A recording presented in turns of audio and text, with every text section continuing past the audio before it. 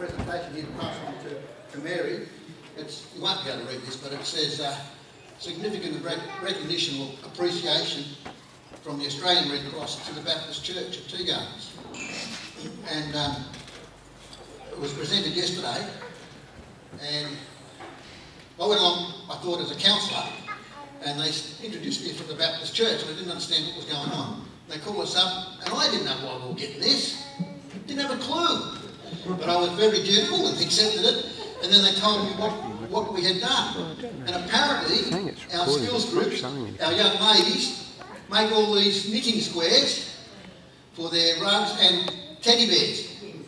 And they just said, it is unbelievable what the Baptist churches provide in terms of that which has allowed them to probably be the biggest maker of the quilts in New South Wales, or Red Cross branches or whatever, so I'm not sure. But another certificate of appreciation. So Mary, on behalf of the Red Cross to you, on behalf of the church, thank you. And thank you to all the people who are doing all that wonderfully.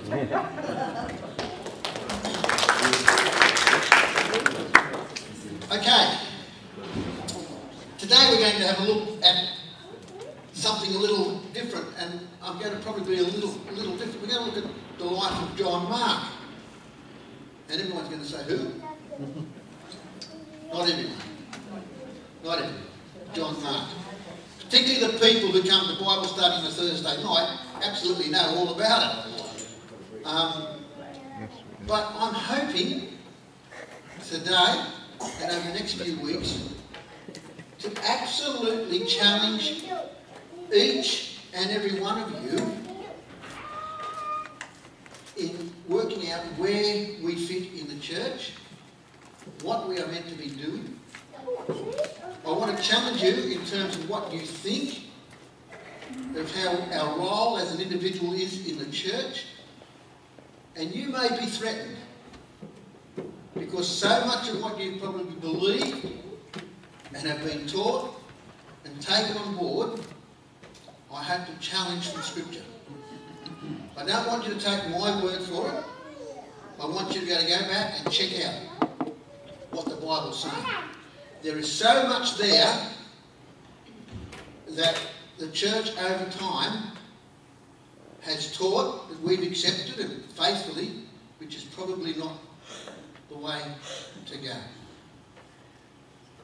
In the time of Jesus, he had the Pharisees to contend with, those who were the stickler to the law and tradition. And he was bringing something new and new ideas. We're going to look today and over the next few weeks a little bit about it. So what we'll be looking at is, how do we fit in the church today? Next week and probably the week after, the role of the Holy Spirit. Too often in the teaching of the church, either the teaching on the Holy Spirit is either underdone or overdone. Overemphasised or underemphasised. And what we're going to be doing is looking at the role of the Holy Spirit from the Scriptures, and then we're going to be looking at angels. A teaching that you probably not have, but it's in the Bible. And there is a role that angels play, and we need to understand it. You'll see on telly every now and then the word angels, and there's this angel ministry, and let's have a look at it, what it's all about. And then finally, we'll be just looking at the development of the early church and what it means. So we're basically taking all this from the book of Acts. But let's have a look. Basically, where do I fit in the church? And we're going to be looking at the life of John Mark. And from that, we might see that. So let's have a look. Who's John Mark? There's only 10 verses in the New Testament making mention of John Mark. And therefore, you think, how can we get anything about John Mark out of 10 verses? But there's enough there, enough clues, enough hints to really get a great background on John Mark.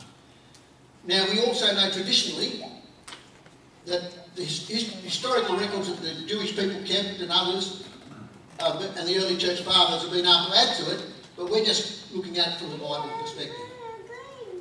Now, besides being the author of the second Gospel, Matthew, Mark, his name was Mark, but also John Mark.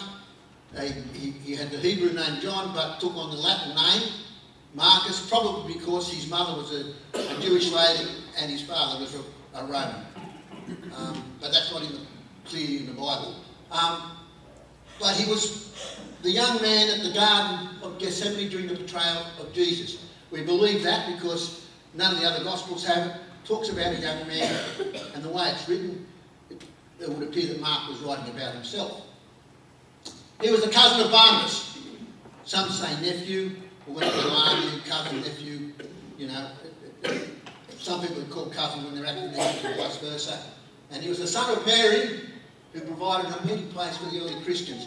The trouble with the naming of Mary, it sounds like every Tom, Dick and Harry, the lady in the Old Testament was named Mary, but it doesn't matter.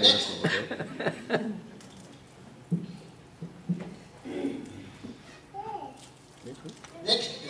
What is certain is that John Mark accompanied Barnabas and Saul on the first missionary journey, but departed early to Jerusalem.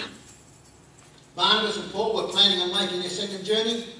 Barnabas wanted to take John Mark, but Paul opposed the idea because Mark had departed from them on the first journey. Consequently, Barnabas took John Mark and Paul took Silas, and the two groups went their separate ways. Paul was later able to call him a co-worker who was helpful to his ministry. Mark shared a special relationship with Peter, as Peter called him his son. So that's the background to it.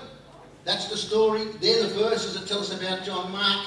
And as we can see, we can build a little bit of a picture of who John Mark was.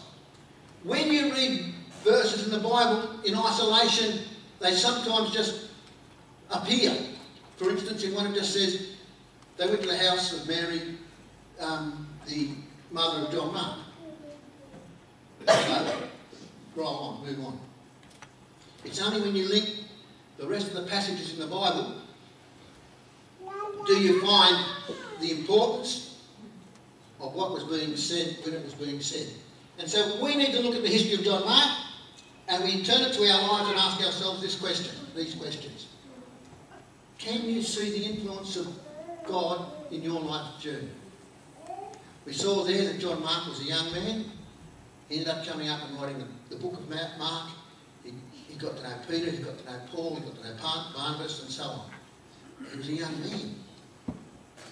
But God, in all the events that was happening in his life, was fitting him to a particular plan and purpose that God had for him. Your life experiences is being moulded by God to fit his purpose.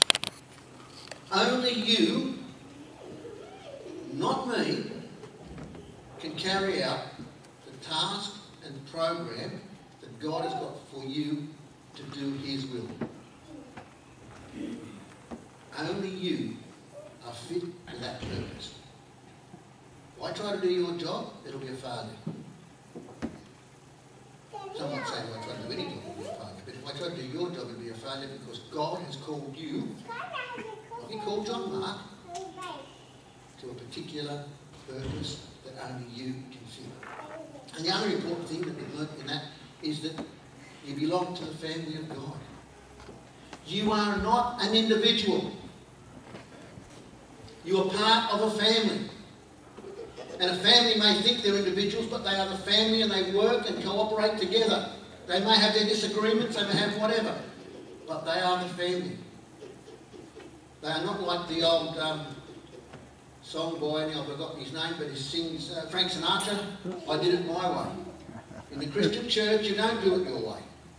You do it the family way, you do it God's way. You are an individual, but you are part of the family of God, and that has special responsibilities. It has special obligations, and we need to know and understand that. So let's have a good look at what's happening with the life of Mark. We're going to have a look at the beginning. The men seized Jesus and arrested him. Then one of those standing near drew his sword and struck the servant of the high priest, cutting off his ear. And Jesus said, am I leading a rebellion that you have come out with swords and clubs to capture me? Every day I was with you, teaching in the temple courts, and you did not arrest me, but the scriptures must be fulfilled. Then everyone deserted him and fled. A young man wearing nothing but a linen garment was following Jesus. When they seized him, he fled naked, leaving his garment behind. A young man. he would have been wondering what was going on with this Jesus of Nazareth and all these disciples. He would have been too young to go off to war. But you know, in the First World War, 16-year-olds put their age up to go off because they were interested. Here is John Mark. Who's this Jesus bloke? What's going on? What's happening? And he's followed on the night. And they've come. And they've arrested Jesus. And the guards obviously grabbed him. He's probably snuck out at night, just thrown on his dressing gown, or whatever you want to call it. They've caught him. He's rushed off. But they've still got the linen cloth that he was wrapped in, and he streaked off home naked. As a young fella, he would have been scared. And from the family that he came from, he would have been perhaps dishonouring their name. So here we have a young man wanting to know about Jesus, sees disaster, and naturally runs away. When we first meet Jesus and are confronted and see what's going on, we too may feel like running away. But what effect does it have when you meet Jesus? Next. And when this had dawned on him, this is Peter, he'd just been let out of prison. He went to the house of Mary, the mother of John, also called Mark, where many people had gathered and were praying. Peter knocked at the outer entrance, and a servant named Rhoda came to answer the door. When she recognised Peter's voice, she was so overjoyed she ran back without opening it and exclaimed, "Peter is at the door!" And there was a few more verses. And then it says, when Barnabas and Saul had finished their mission, they returned from Jerusalem, taking them with John, also called Mark. So we see things happening here about John Mark. He'd been at Gethsemane on the night of Jesus' crucifixion. Jesus had risen. The church had grown. Barnabas, his uncle or his cousin, was very wealthy because he sold a field that he had on land he had in Cyprus and brought it to the church, to the apostles' feet. We find here that they're meeting in Mary's, his mother's house. It's a big house. She's got servants. She's well off. You can't have the whole church meeting in a house that's necessarily small. So we know it's a big house. So he's probably very well to do, is young John Mark. Very well to do. And so what was happening, he was involved in a prayer meeting that was going on for the life of Peter. And he was there when they'd been praying. And when Peter was set free, and we know, because Acts tell us that the people said, "It can't be Peter." You know, they were praying for Peter to be released and free, but they didn't believe it when it happened. So he had seen and witnessed as a young man the church, the family, his relatives, praying, being involved with the church, gathering together. And this had a profound influence on his life. A profound influence on his life. His mother, his uncle, were followers of the Lord. And he too, as a young man, was being inculcated, smoothed into the way of the Lord. And so much so that he probably begged and asked as a young man, "Can I go with you, Uncle Barnabas? Can I go with you and Saul?" Remembering that Saul and Barnabas had come from Antioch. Barnabas was in the Jerusalem church, but we know when Paul started doing the persecution, the people went out, Barnabas went to Antioch. Saul, who had come from that, Saul had been converted. Barnabas was the guy that came forward and said to the church in Jerusalem, "This bloke's okay, you don't have to be scared of him, he's no longer going to be killing and murdering Christians." And so young John Mark says, "Uncle Barnabas, can I go with you and Saul? I want to be working for the Lord." And so it tells us they took him. They didn't just go in isolation though. They went with Paul, went with Barnabas, and he went with the blessing of the church back in Jerusalem. Next. So the point's to ponder. What caused you to follow Jesus and find out more? Have a think about it. What brought you and made you want to follow Jesus? Was it the commotion? Was it the hype? Was it the miracles? Was it the great acts? or was it a loving family who faithfully served the Lord Jesus Christ in a way in which they lived their life? In John Mark's case, he probably saw a lot of it. But he was being brought up in a family that loved the Lord.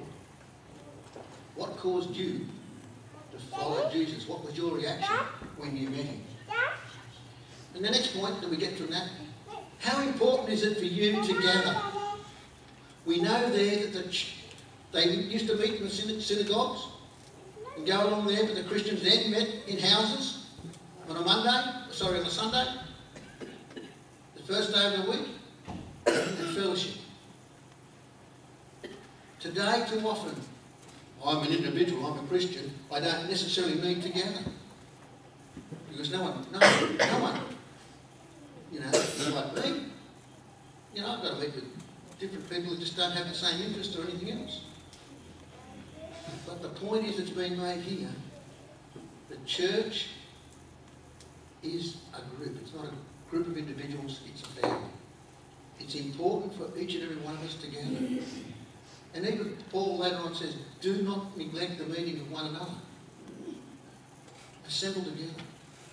Church means togetherness. Church means corroborate.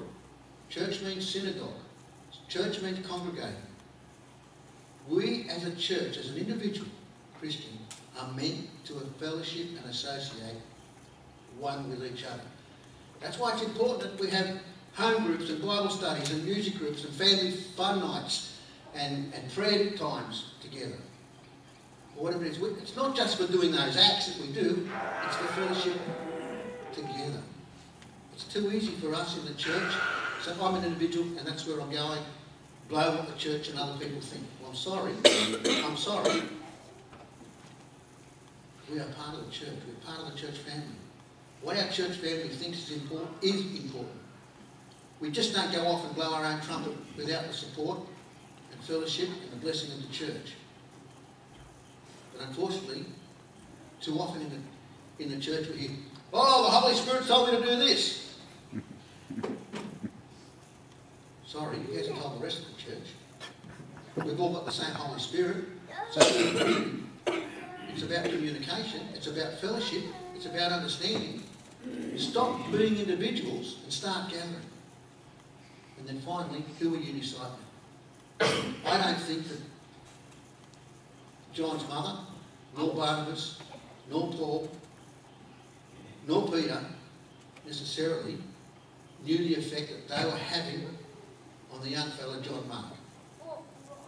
But they were mentoring him because he was watching and observing. So we have to ask ourselves, who are we discipling? Who are we mentoring? Generally it will be our children. Generally it will be our grandchildren. But there are people who watch you and what you do and so appreciative of your care because you are reflecting the Lord Jesus Christ to them. And so we have to ask ourselves, who are we discipling? And if we're not discipling anyone, then maybe we should be. Next. Now in the church at Antioch there were prophets and teachers, Barnabas, Simeon, called Niger, Lucius, and Manaen, who had been brought up with Herod the Tetrarch, and Saul. So you see, the people in Israel that were becoming Christians weren't just the fishermen, they were through the whole stramot of society, and if you do the numbers, virtually all of Jerusalem, all of Judea were Christians, but they were still synagoguing. And they were meeting here at Antioch, the church at Antioch, and they were still going into the synagogues there. While they were worshipping the Lord and fasting, the Holy Spirit said, set apart for me Barnabas and Saul for the work to which I have called them. So after they had fasted and prayed, they placed their hands on them and sent them off. We see here very clearly, Paul and Barnabas may have had the idea we've got to go and do something from Antioch. Paul and Barnabas had previously been sent to Jerusalem when they met up with John Mark because they heard that the Jerusalem church was in drought and famine, and they'd sent money from Antioch to help the Christian brethren at Jerusalem. And now they've gone back. And the church had gathered. Now, Barnabas was one of the early people in the early church. It mentions he sold the land. But he got scattered and went to Antioch, and he picked up, after Paul had been converted. He picked him up and took him to Antioch and was teaching him the way. So Barnabas was the leader of the church at Antioch. And so was probably Paul. You know that. And here are the leaders of the church at Antioch. And what are they doing? They're getting an idea and being prompted by the Holy Spirit. But they get that confirmation confirmed by the church. The leaders just didn't get up and go and do what they want to do in isolation.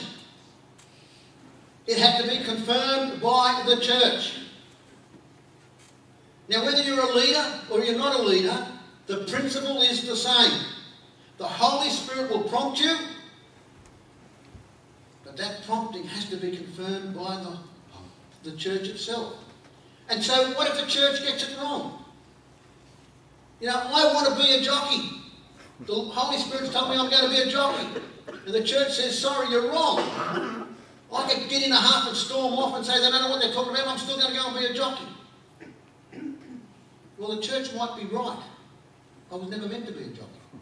I just don't have the physical capabilities of being that. I like my food too much. But the church could be wrong. Somewhere along the line, the Holy Spirit, God will show us what is right. But if the church is not in agreement with us, then we're not united. And therefore we shouldn't go forward. You've got the Holy Spirit in each and every one of us, and we've got the Holy Spirit corporately. The Holy Spirit is one that unites.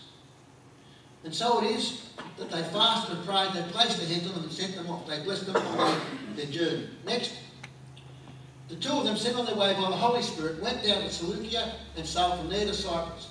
When they arrived at Salamis, they proclaimed the word of God in the Jewish synagogue. See, they were meeting in the synagogue still, but they were still Christians.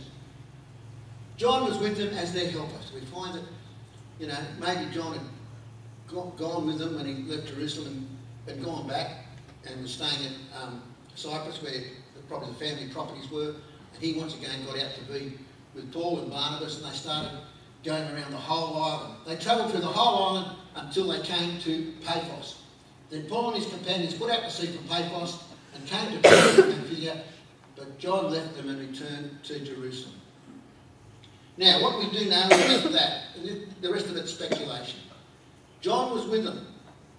He was there as Paul and Silas' helper. But somewhere along the line, because a lot of things happened.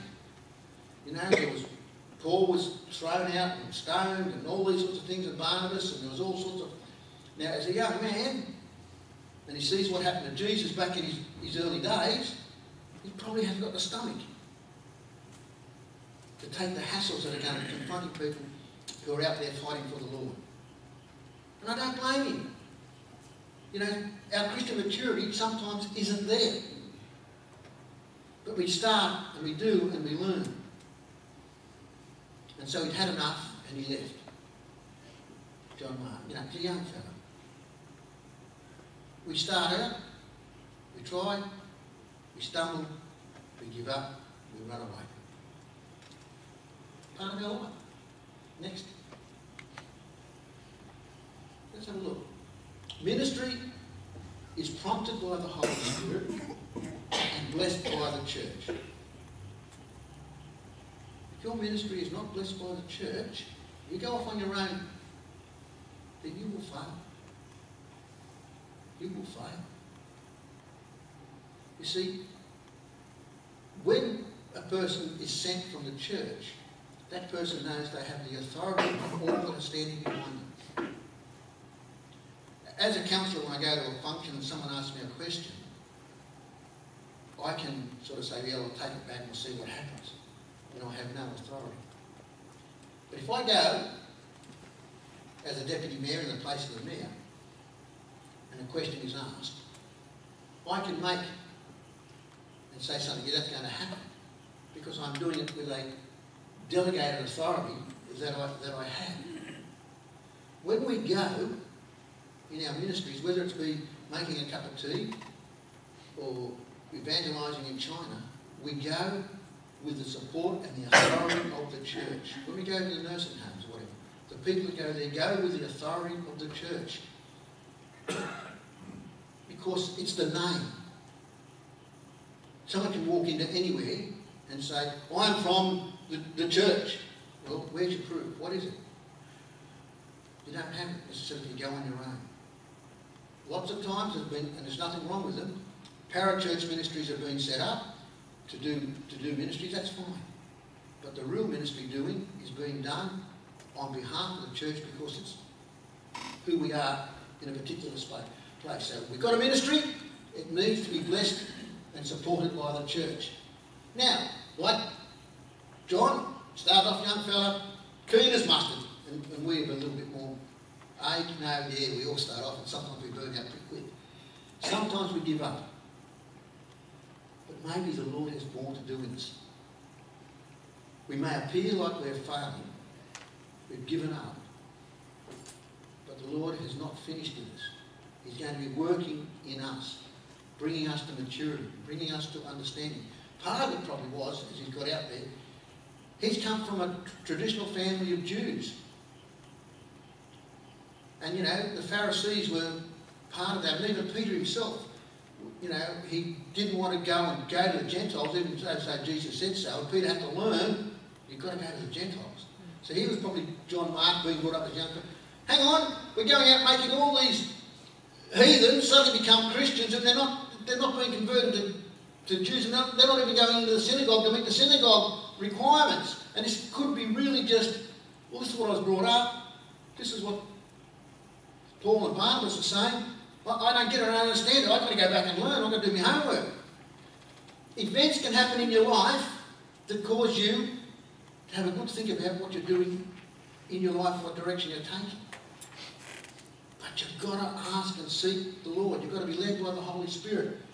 And if a barrier comes or you run away, then it's obviously the Lord's got more to do within us. Next. Next one is, and after some days, Paul, this, months, years later probably, and after some days, Paul said to Barnabas, let us return and visit the brothers in every city where we proclaim the word of the Lord and see how they are. Now Barnabas wanted to take with them John called Mark. But Paul thought best not to take with them one who had withdrawn from them in Pamphylia and had not gone on with them to the work. And there arose a sharp disagreement so that they separated from each other. Barnabas took Mark with him and sailed away to Cyprus, but Paul chose Silas and departed, having been commended by the brothers to the grace of the Lord, and he went through Syria and Cilicia, strengthening the churches. It seems totally incomprehensible that two great evangelists, two pillars of the church, Paul and Barnabas, could have a sharp, not just a disagreement, a sharp disagreement. Where's the unity of the Holy Spirit here? But maybe the Lord was doing something even different, even more greater. You see, maybe Paul and Barnabas themselves had fallen in the trap of being complacent in the work that they were doing. They weren't looking at who they were bringing on. They weren't looking at separating from each other and going. Because divided, that way going means more. How did the early church end up going out to Samaria and to the Gentiles?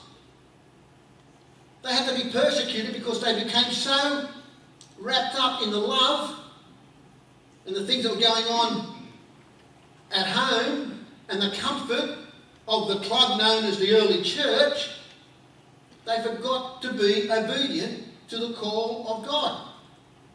And so here, this sharp disagreement, and this is speculation, may be God's way of saying to Paul and Barnabas, split up, take some more people with you, and we'll get twice as much work done. You two have been with each other, you won't know and understand, you've got to a certain point, now go and take others and teach them. And so there was a sharp disagreement between Paul and Barnabas. And, like in the church today, they had a disagreement, so they never ever spoke to one another again. And so ends the story.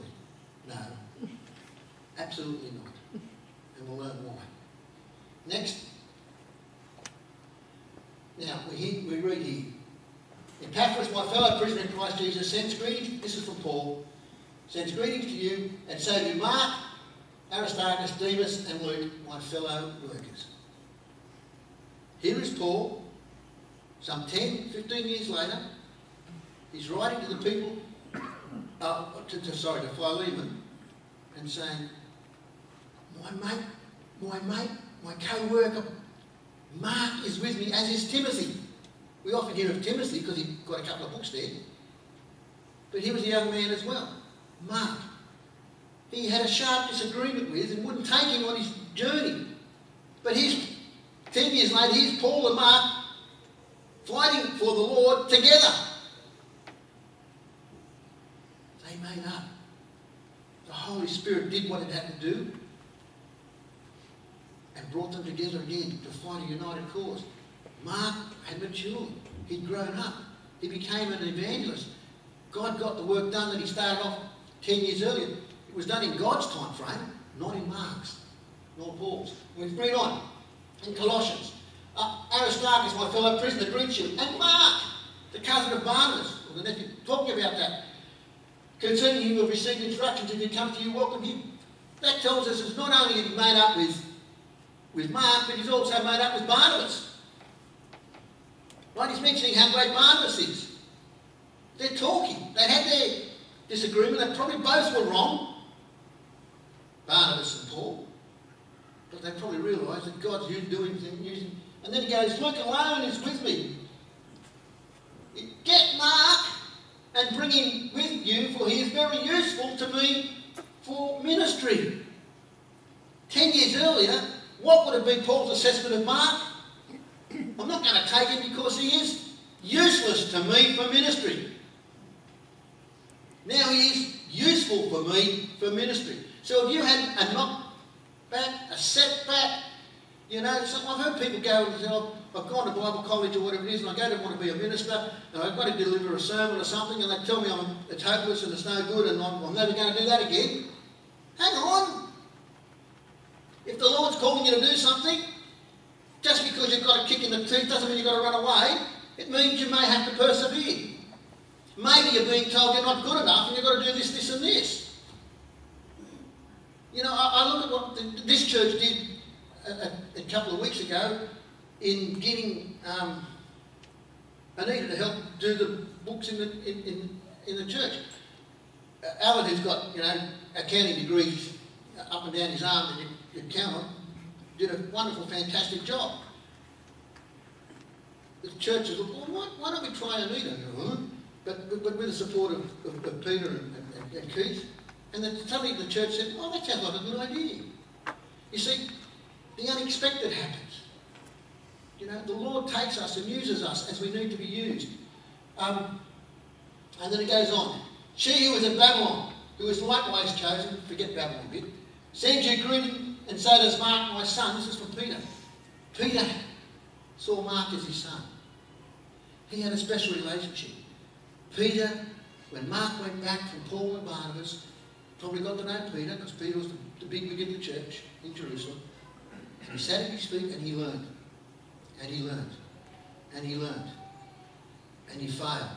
But he learned. And he picked himself up and he became a great advocate for the Lord Jesus Christ. A great advocate. So here's Mark, knows Paul, knows Barnabas, knows Timothy, knows Peter, and yet he wasn't one of the disciples. He was one of those who learned from the disciples and followed the Lord Jesus Christ. Next. So the pointer for us. Does the Lord have to divide us to get his work done? See, changes are going to happen. You might not like changes. I look in the mirror, I look at photos, and I don't like the changes I see when they're taken of me. I don't like the changes. But they happen. I've got to put up with them.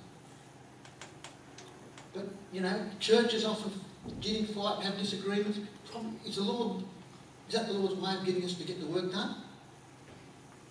What I'm asking is, should the Lord have to divide us to get his work done? The answer is obviously no, but how do we take the disagreement with fellow sisters? Sometimes we give up, but the Lord changes us changes us to get his work done. Because something happens in the church and we don't like it, who's got to change? Maybe it's the others, maybe it's me. Do we look at it properly? Or do we become like the Pharisees who say you've got to go and get circumcised to belong to this church? It's not what the Lord was doing. He was turning all that on upside down. Sometimes we give up, but the Lord changes us to get his work done that he wants us to do. Next. And here's just a few lessons we need to learn from the life of John Mark. John Mark matured in his walk of faith and became not only tolerant, but understanding the great change God had introduced in calling Paul to proclaim a message of pure grace without the law of Moses. His whole doctrinal being was changed in the traditions of Israel. While John Mark failed in his walk and work for the Lord, his lasting, mature testimony is that failure is no excuse for not succeeding. Mark did not use this one mistake, a very big mistake, as an excuse to drop out of Christian responsibility. We see it, we probably even see it in our church today. Something we don't like, or we've done something wrong, we drop out. Instead of picking it up, being a Christian is all about forgiveness. We carry on serving. He continued to grow in the Lord and eventually arrived at a truly mature Christian experience like Barnabas and Paul. They matured. Alternatively, too many other believers were up against some agonising crisis or failure in their Christian experience and just quit the Christian life altogether. I've seen so many. I used to go to church, I used to be doing this, and this, but I had a disagreement with such and such, and they were doing it, and I'm not going back to the church ever again, I'm never going to be a member, I'm never going to, you know. Well, is that what the Lord wants us to do? They allow their defeat to become an excuse for a life of uselessness for Christ when it's supposed to be a life of usefulness for Christ. Next. Although Mark found himself to have significant theological differences with other true believers, he reached a point where he could fellowship together in Christ to the greater glory of God. We've all got differences, we've all got different things, you know. I'll use Ray. I'll get thrown out of here as a heretic. Ray tells me, I'm not going to argue with him, that, you know, that the God of the Muslims is not the God of Abraham or of us. I disagree, but, you know, we're fine. We'll come together, we'll look at it, do whatever it is. Doesn't matter, it might be heretical what I'm saying, but the point is, if I love the Lord and I'm being prepared to be shown by my fellow brothers and sisters that this is right or this is wrong, then we've got to change and adapt. Okay? Now, I'm not saying that Ray and I have got into this, we haven't. I'm just using that as a silly example. And so it is. Don't let emotions or immaturity or narrow-mindedness or too close a focus on a single Bible doctrine sidetrack you into uselessness for the Lord. Keep growing in the grace and knowledge of the Lord Jesus Christ. As the Apostle Paul so eloquently put it, make every effort to keep the unity of the Spirit through the bond of peace. We have our own particular work for which we are divinely fitted, each and every one of us. If we make a mistake of trying to do somebody else's work, it's a blessed thing that God pauses us and sets us on the path where we may work efficiently and successfully for Him. And finally, finish off. Next. Where's my place in the church? May Paul's words be true of all of us who minister for the Lord as those sent out by His Spirit under His command. May God strengthen us to accept the ministry He, according to His eternal wisdom, has laid out for us. We have a particular ministry that is dovetailed into this church, into the church. Shall we pray? Father, thank you, Lord, for what you've done for us. Thank you, Lord, for the story of John Mark. Lord, may we look at it, examine our life and see, yes, how you have been working in us. Help us, Lord, to have the spirit of unity within each and every one of us. We thank you, Lord, in Jesus' blessed name. Thank you, Len. It's good. It's great that we've got God's amazing grace, isn't it? If we didn't have that, we wouldn't have anything. So we're going to close with Amazing Grace, how sweet the sound.